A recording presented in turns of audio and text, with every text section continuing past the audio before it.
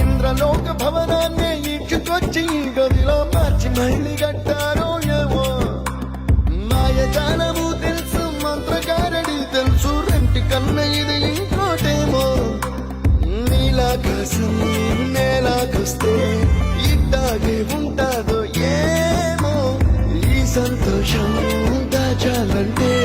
హృదయాలు ఓ వంద కావాలేమో ఇంతందంగా ఉంటుందా ఈ లోకం